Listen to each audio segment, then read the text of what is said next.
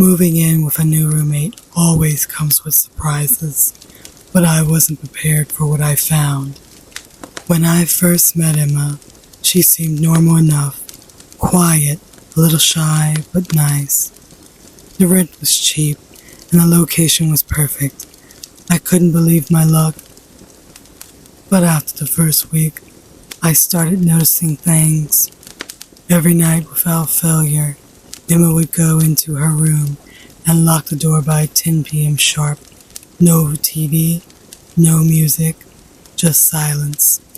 At first, I didn't think much of it. Maybe she was a little sleepier or just super private.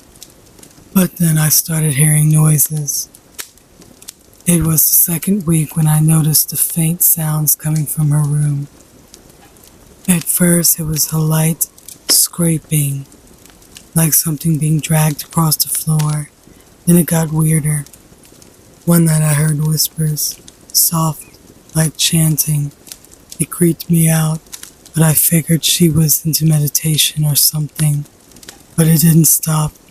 Every night the same thing, scraping, whispering, and the occasional thump. Curiosity got the better of me, so I asked her about it one morning. "Hey Emma, what's with the late night noises?" She smiled, her eyes a little too wide. "Oh, just a nightly routine. It helps me sleep."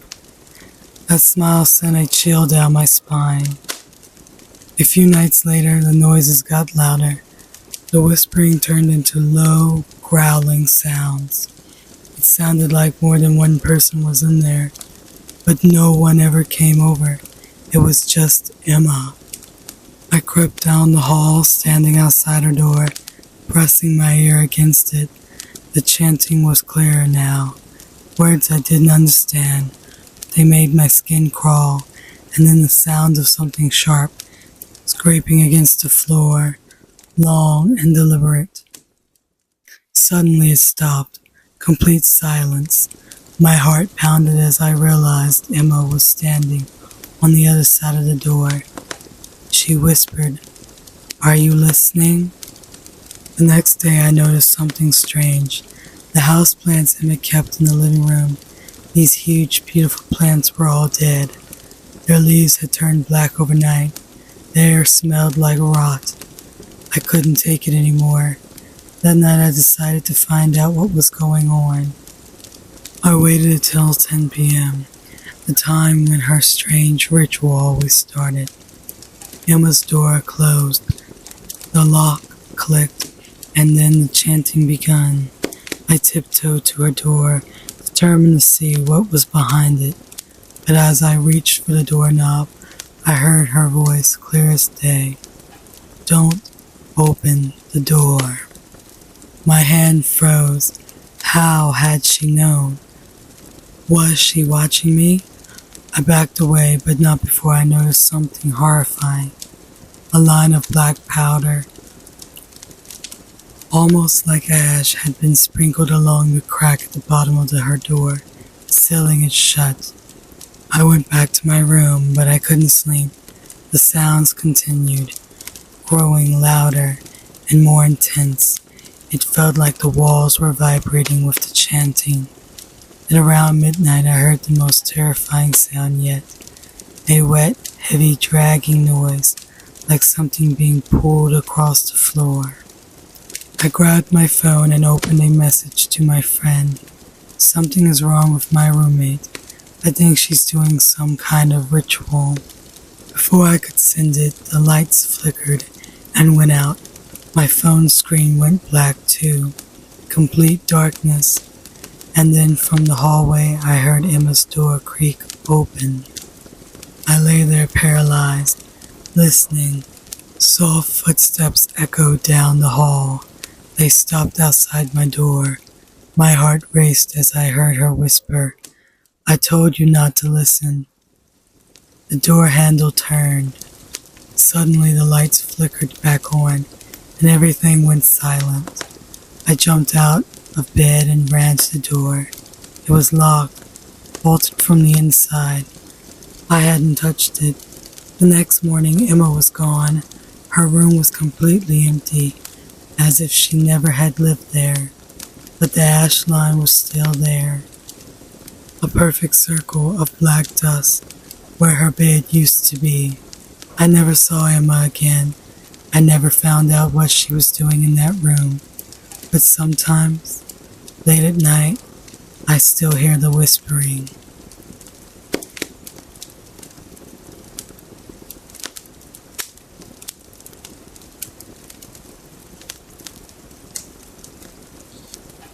I moved into the apartment because the rent was cheap, and I was desperate. I didn't know I'd be sharing my space with someone who didn't respect boundaries, someone who watched me sleep. It started small. My new roommate, Clara, was quiet and polite, keeping to herself most of the time. We didn't hang out much, but she seemed normal enough. She had been living in the apartment longer than me, so I figured she had a routine. The first night I noticed something strange was a few weeks later after I moved in. I woke up in the middle of the night, that uneasy feeling like someone was watching me. I brushed it off. Just nightmare, I told myself. But the next morning when I opened my bedroom door, Clara was standing right outside it. She smiled almost like she had been waiting for me. "Did you need something?" I asked, trying to shake off the weirdness. She just stared at me for a moment, her eyes wide, unblinking. "No," she said quietly, "just making sure everything's okay." I laughed awkwardly and went about my morning, but that uneasy feeling stuck with me. Why was she standing outside my door so early in the morning? I tried to ignore it, but the feeling of being watched crept up on me again that night. Around 3 a.m. I woke up again with the distinct feeling that someone was in the room with me. I glanced around, but there was no one there, just the shadows. But I swear I heard soft footsteps walking away. The next day I confronted Clara. "Were you in my room last night?" I asked, trying to sound casual. She smiled, that same unsettling smile. "Of course not. Why would I do that?" I nodded, but I didn't believe her. Something was off, and I knew I had to be more cautious. That night I locked my door. At around 2 a.m. I woke up again. Heart pounding. There was no noise, no movement. But when I looked at my door, I saw something that made my skin crawl. The doorknob was turning slowly, quietly. Someone was trying to get in. I held my breath, watching as the knob stopped, then turned again. And then after a long pause, it stopped. I listened, terrified, as I heard soft footsteps walking away. The next day, I decided to check something. While Clara was out, I went into her room. It felt wrong, but I needed to know what was going on. Her room was neat, almost too perfect, but when I opened her closet, I found something that made my stomach drop. There were pictures of me, sleeping, dozens of them, all taken at night. Some of them were from the first week I moved in. She had been watching me the whole time. And then I found something even worse. A journal filled with detailed notes about my habits, what time I went to bed, how often I woke up at night, how I looked while I slept. I slammed the journal shut, heart racing. I had to get out. I couldn't stay another night with her in the apartment. I packed a bag, ready to leave. As I headed for the door, Clara was standing in the hallway, staring at me.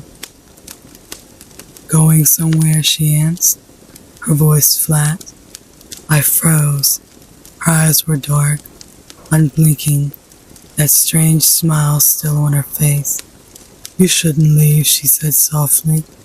You're safe here with me. I've been watching you. I know how to keep you safe.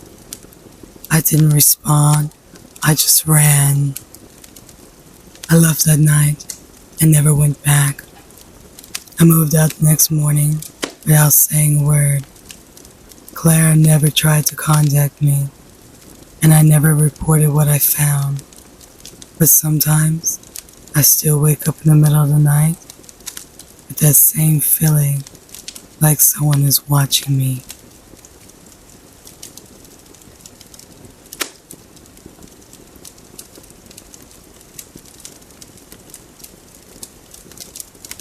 When I moved into the apartment, I thought I was alone. I was wrong. I was excited to finally have my own place, away from the noise of roommates and their mess. It was a quiet building, almost too quiet.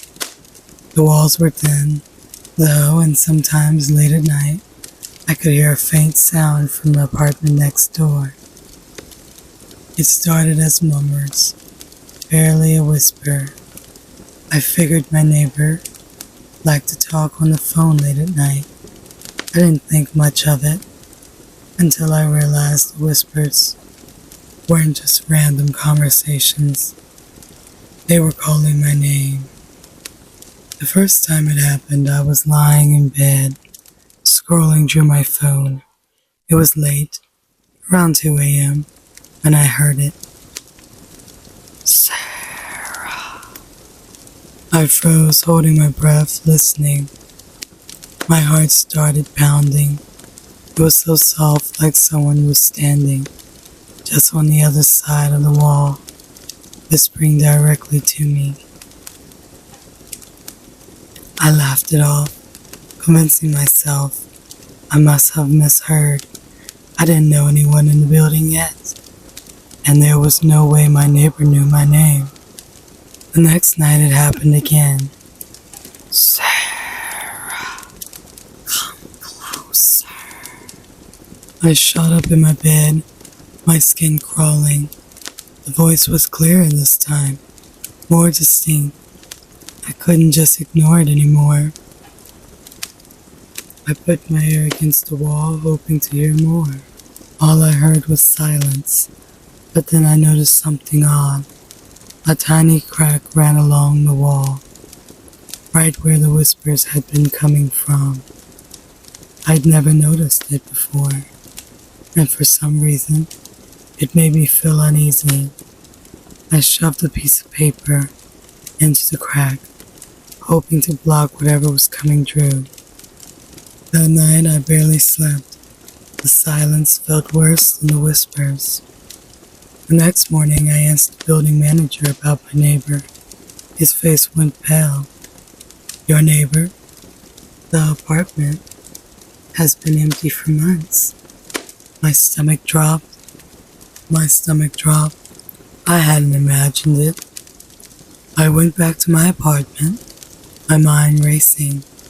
As I walked by the wall, I noticed the paper I shoved into the crack was lying on the floor.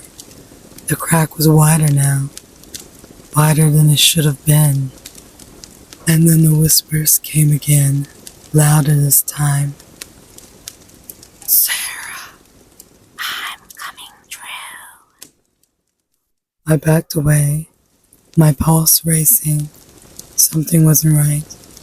I grabbed the flashlight and aimed it into the crack. There was something in there, something moving. Suddenly the wall began to creak, as if someone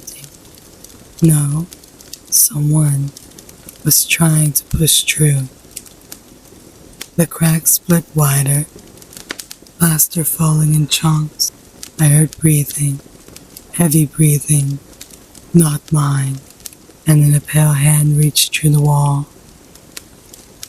I screamed and ran for the door, slamming it shut behind me. I didn't stop until I was in the street, my heart pounding in my ears. I left everything behind. My clothes, my keys, my new apartment. I moved out that night, breaking my lease. I never went back.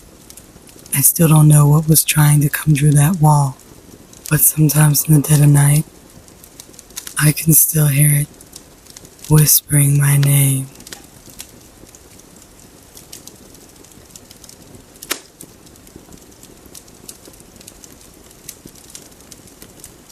Everyone's got their quirks, but my new roommate's one rule seemed more like an obsession. Don't touch the closet, she said. But I didn't listen. I wish I had. When I first moved in with Mia, everything seemed fine.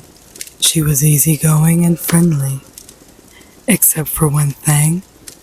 From day one, she made it clear I was never under any circumstances to open the closet in her room. Why, I asked, half joking. She just looked at me, her face serious. It's dangerous. I laughed, thinking she was messing with me, but Mia didn't laugh. She just stared at me, her expression tense. I'm serious, promise me. I shrugged it off and promised, but I couldn't shake how odd it was. Weeks went by and we settled into a routine. Mia was out late most nights, and I had the apartment to myself. The closet was in her room, and I didn't think much about it at first.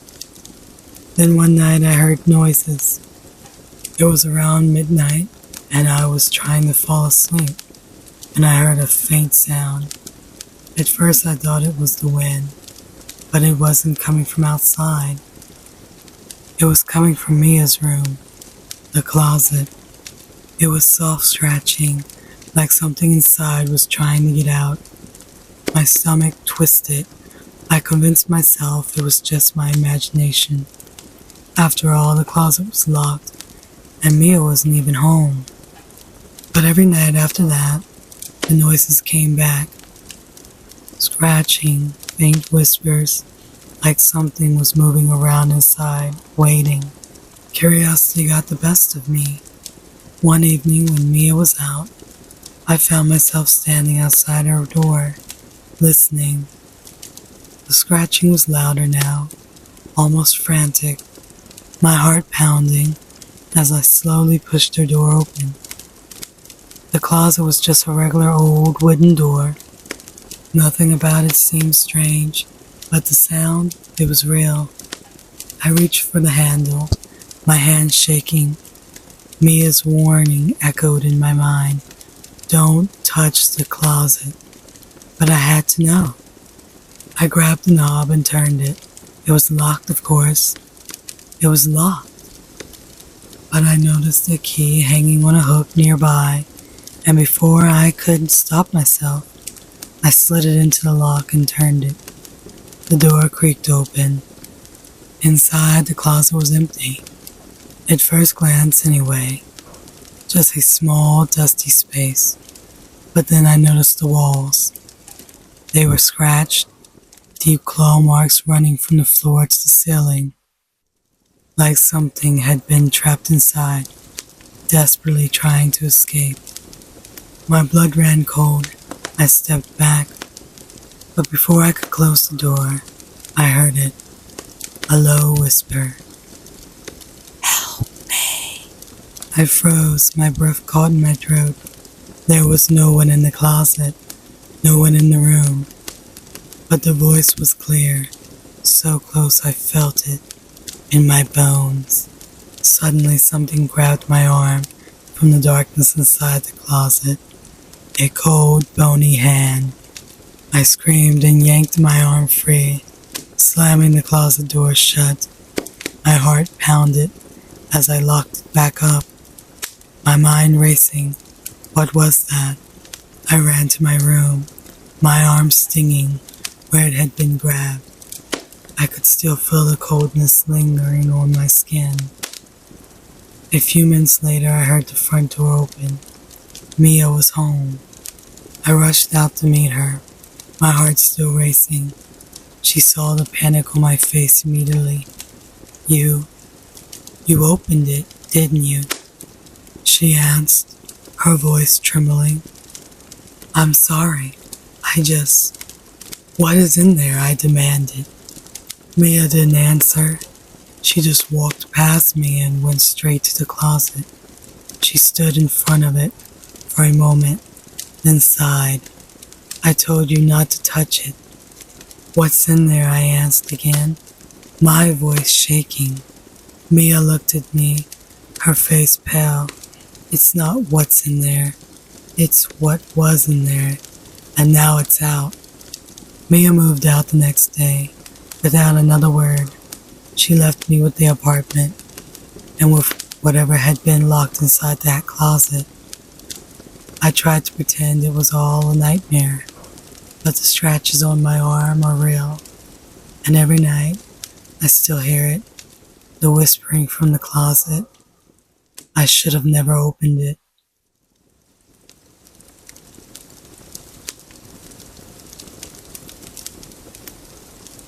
When you live with someone, you expect to know their habits, their quirks, but my new roommate had one habit I couldn't explain.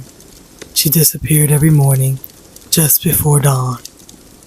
When I first moved in with Lucy, everything seemed normal. She was friendly, clean, and kept to herself. We split the rent, groceries, and chores. Perfect, right? But after the first few days, I noticed something strange. Every morning, just before the sun came up, Lucy would vanish. I'd wake up to an empty apartment. Her bed would be perfectly made, her things neatly in place, but she was gone. She never mentioned going out for work or early errands. By the time I was up at 7 a.m., she'd already be gone, but her car was still in the parking lot. One night I decided to stay up and see where she went. It was around 3:30 a.m., and I was watching TV when I heard her door creak open. I quickly turned off the TV and watched as Lucy walked silently through the apartment like she was in a trance. She didn't notice me. She didn't even seem awake. Lucy headed straight for the front door, and without a word she slipped out. I rushed to the window, expecting to see her walk to her car. But she didn't go to the parking lot. Instead, she walked down the street, disappearing into the darkness. I tried to follow her, but by the time I reached the door, she was gone, just like that. The next morning, when I asked Lucy where she went at night, she gave me a blank stare. What are you talking about? She asked. I explained what I saw, but she acted like she had no idea. I never leave at night, she said, her voice calm, too calm, but her eyes looked tired, dark, circles beneath them. I didn't push it, but the next night I decided to stay up again. This time I set my phone to record her. At exactly 3:33 a.m., she did it again. Lucy got up, walked out the door, and vanished into the night. But this time, I didn't just watch. I grabbed my jacket and followed her from a distance. She walked down the empty street. Her movements were slow, like she was being pulled. She took a turn down a dark alley, and that's when I lost her. I looked everywhere, but Lucy was gone. No trace of her. I went back to the apartment, feeling uneasy.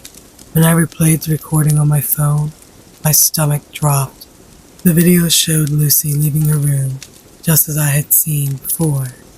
But as she passed by the front door, her reflection in the hallway mirror didn't move. It stayed behind, watching her leave, staring straight at the camera, with a blank, dead expression. I shut the video off, heart racing. What was happening to her?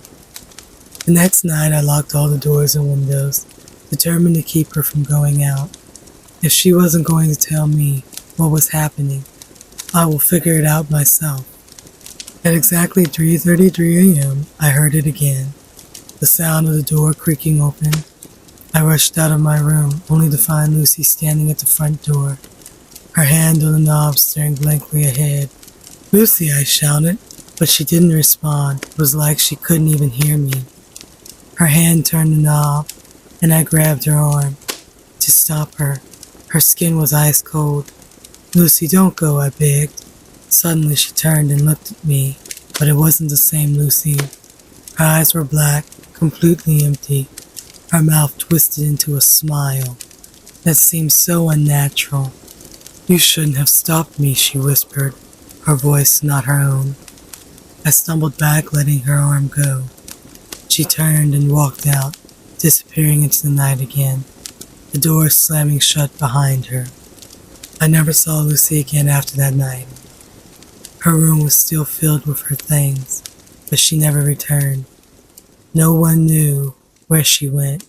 Her car stayed parked outside, her phone and wallet still here in her room. Every morning, just before dawn, I still wake up, half expecting to hear the door creak open and see Lucy walking out again. But now, when I pass by the hallway mirror, I don't look, because I'm afraid I might see her standing there, watching me with those dark, empty eyes.